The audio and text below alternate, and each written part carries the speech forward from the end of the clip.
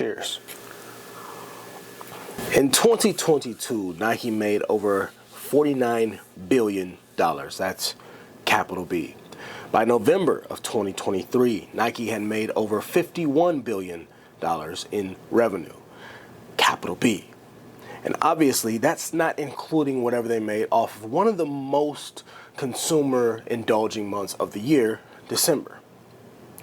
Gucci, in the year 2023, made over $26 billion in revenue, and that's despite experiencing a 31% decrease in revenue growth from $38 billion in 2022. Still flourishing, still making money off of the black community hand over fist. Here's a couple more statistics for you about Gucci that you may not have known. 58% of Gucci's employees are women because women know what other women are going to buy. If you're going to market to women, then it makes sense to employ other women on board to help develop your marketing strategy and designs. Companies like Gucci have been able to convince the rich that they're a high-quality brand of luxury clothing and designer bags simply because people love owning trinkets, right? People take pride in what's hanging up in their closet space, especially in the black community, and all of the other depreciating assets that have recognizable names attached to them. White folks are planning for 3 generations, and we're planning for Saturday night. I would rather carry a plastic bag with $5,000 in it than to carry a $5,000 Louis Vuitton bag with $100 in it. Nike is winning. Gucci is winning. Armani is winning. You ain't winning. We are the consumption class. They are the merchant class. They make stuff. We buy stuff. The rich stay rich by pretending to be poor, and the poor stay poor by pretending to be rich. We got this shit ass backwards. But what about their resale value, right? Some people will make the argument that buying Gucci is an investment into items that will actually gain value over time, providing the owner with some type of opportunity to possibly resell those items in the future for a higher price than whatever it was that they paid. As if the Gucci resale market is the fucking stock market where you can just open up an app on your phone and go sell all your shit back and really get a come up off of it, right? So I ask you, where is the evidence of that? For every one person that you could struggle to find me, okay, to show me that has resold a Gucci bag for more than they actually paid for it, I got 20 others, okay, that represent the complete opposite.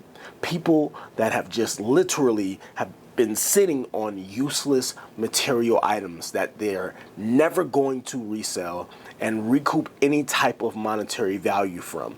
They're likely going to die, leaving all of that bullshit to someone else, who will then have to find a way to get rid of it because they don't really care about it like you did.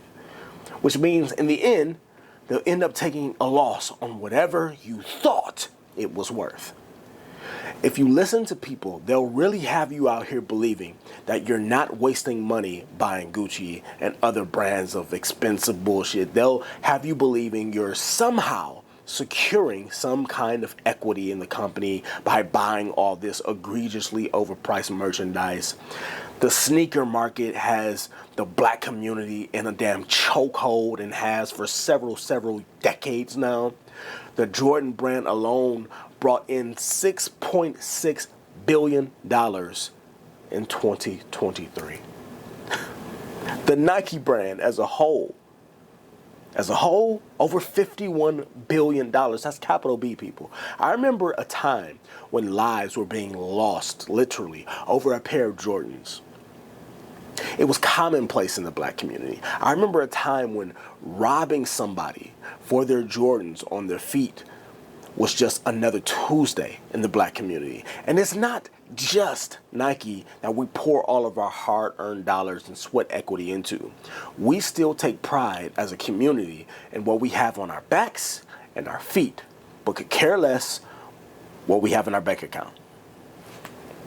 Christmas is over, but do you want to know how many people killed themselves last year, at the end of last year? and broke the bank trying to buy a bunch of gifts for their families and children. This isn't a monetary or momentary, state of being for people in the U.S. It's become a permanently affixed state of mind, one that is extremely poisonous and only serves to expand the pocketbooks of multi-million-dollar corporations and entities that could care less if you drop dead tonight. And listen, this isn't just a clothing or shoe merchandising problem.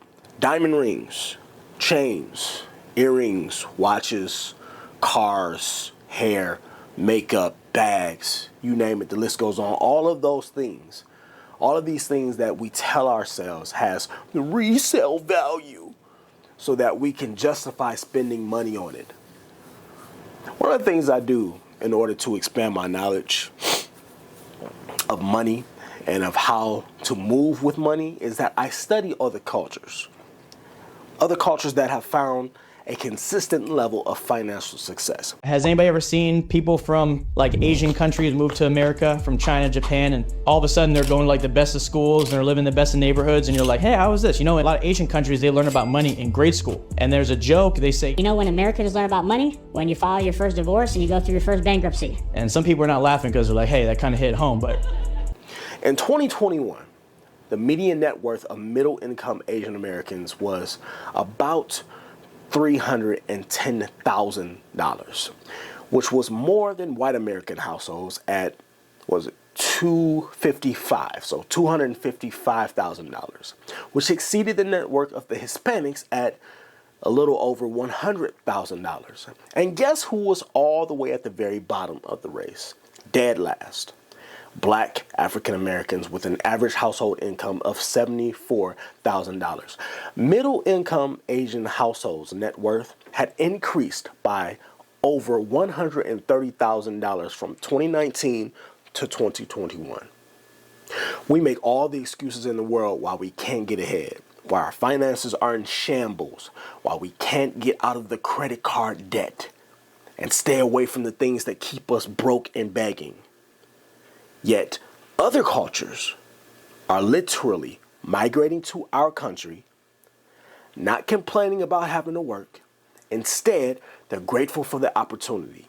They're taking on 2 and 3 jobs while increasing their knowledge in order to obtain better skill sets so that they can leverage those skills in the workplace and acquire higher paying jobs. While we sitting here worried about the next pair of Jordans and when it's releasing. While we sitting here overpaying for depreciating assets that'll be repossessed in 6 months when we can't afford to pay the car note on it.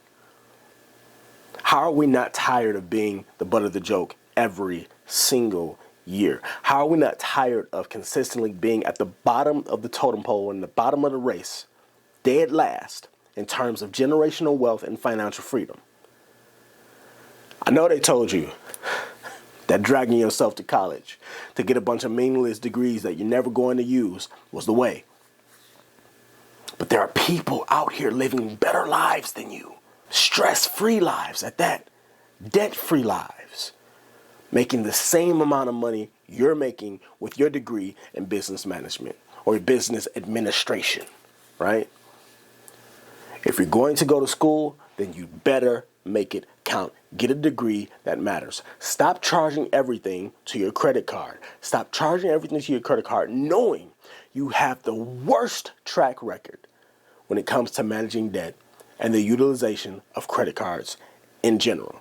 This is the dumbest thing I've seen, and I don't know when. Total credit card debt surged to $1.03 trillion. It marks the highest level ever on record in the Fed dating back all the way to 2003. Let's do an on-air plastic surgery right now. We're just going to start chopping up cards. It is time for a plastectomy, America. $1 trillion in credit card debt. I'm getting airline miles. No, you're not. You're in debt. You're in debt. $1 trillion. When you do it with the student loans, we call it an epic pandemic crisis. When we do it with credit cards, it's on the 3rd page of Fox's website.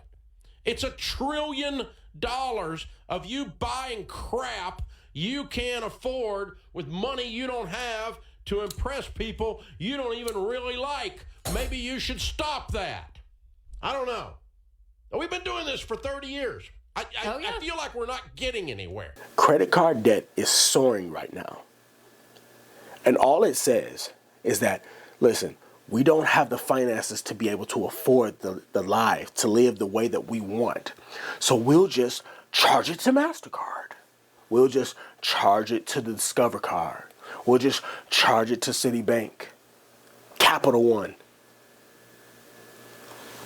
In 2023, the outstanding credit card balance in the U.S. surpassed $1 trillion for the first time. Consumer debt, consumer debt, consumer debt. It's out of control. We are spending resources that we do not have. We are leveraging money and provisions that we do not have. And we are going into debt that we cannot afford to pay back.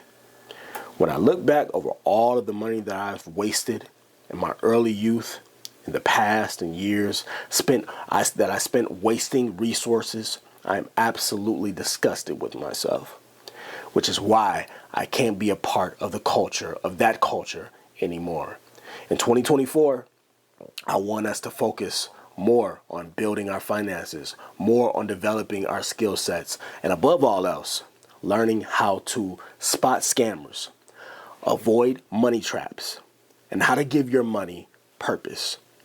And hopefully, this channel can be one of the tools that you use to help navigate and give you some right direction and positivity in order to achieve just that. 2023 was a very successful year for this channel, and to you all, I have to thank for that. Thank each and every one of you who has followed me. Continue to follow me. We got more work to do, a lot more work to do. Let's get to it. Once again, cheers. Here's to 2024. I'll see you all in the next video. Later. Don't need no cosigns, love don't keep no scores. Tell the truth. Patience is a virtue, all is fair and warm. Time ain't really real and life's